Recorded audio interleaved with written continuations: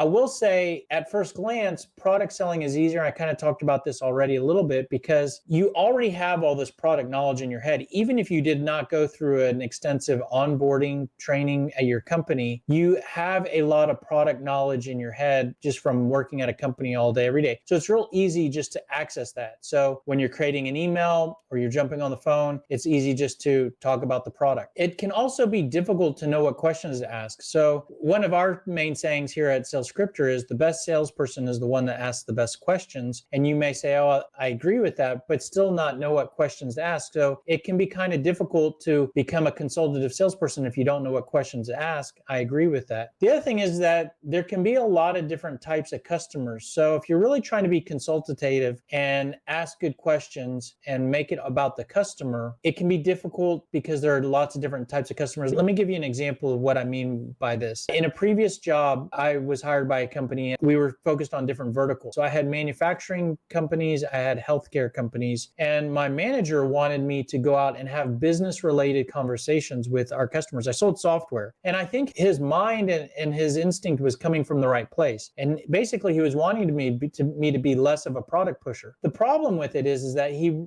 was a bit green at the time, and I did not know a ton about the manufacturing industry, and I did not know a ton about the health, different hospitals that I was selling to and whatnot. So I tried to do some research and learn about these different industries, but you're a sales guy, you've been on the job for a couple months, and who knows how long you'll have that territory. How much can you become an expert in these huge industries? It can be difficult. What I show you, the smart sales approach will actually make this challenge go away. I'll talk about that in a minute, but I'll agree that that can make it more difficult. And it can be unclear what pain points to look for. So one of the sales trainings that I went through that I thought was really great was one of the first ones that shifted more from, it was less on product selling and more on you need to look for pain points, and that your prospects are going to fix and spend money on solving things that are hurting and aren't working well. And so you need to find that. And I love that. I thought that was really great stuff. I went through this training. I thought I need to find pain. I need to find pain. But when I got back to the desk and started doing prospecting, I did not know how to find out the pain that my prospects were having. I did not know what questions to ask to uncover pain. So I agree that even if you're looking for pain, it can be difficult to know what pain to look for. And these do make consultative selling more difficult in that it's easier just to talk about your product instead of having business conversations and talking about pain and asking questions. So if you don't have a system to use like the SMART system, which helps with all these areas, this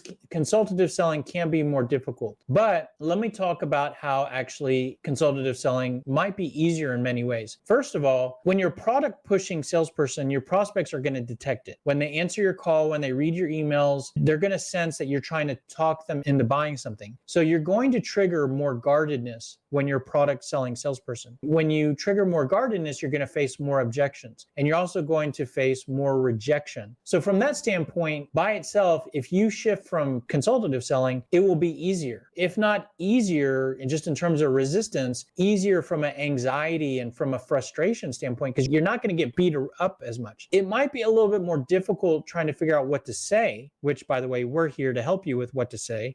That might be more difficult, but it's going to be easier overall. In addition, because you're asking good questions, you're going to end up working better quality leads. Instead of just talking about your product and pushing your product, you're going to be talking about your prospect. And so you're going to know which prospects need what you sell and which ones don't, and which ones to walk away from. So the quality of leads in your pipeline are going to be better. And because the leads are better, closing will actually be easier. It makes selling easier. I mean, at the end of the day, it's all about closing deals. If you are a product selling salesperson, that's where you find yourself in trying to be real pushy and aggressive to get prospects to buy from you. When you do consultative selling, closing is actually one of the easiest steps of the process. I mean, close can actually sometimes seem to take care of itself, and deals can often close on their own. And so in a lot of ways, consultative selling can be easier, but in terms of figuring out what to say, I do admit it can be a little bit, it's a more sophisticated approach to be consultative. The SMART system actually can help you with that. And even if you don't use the SMART sales system, system, if you outline the pain points that you're looking for and outline, I give this tip away a lot, but make a list of the pain points your product helps go away, then make a list of questions for each pain points. And right there, you'll have a good set of consultative questions to ask. If you just do those two steps, you're going to take a huge leap forward in terms of being a consultative salesperson. Now, where you end up, if we go back to the left side, if you genuinely want to have these business conversations like my manager wanted me to have with the manufacturers and with the healthcare organizations, the smart sales system helps make this easier as well, because what my manager should have told me, instead of just saying, you need to go out and talk about like the manufacturing industry and speak the lingo, if I would have at least known the pain points that my product solves relative to manufacturers, which are different than the pain points relative to, if I change that buyer type, then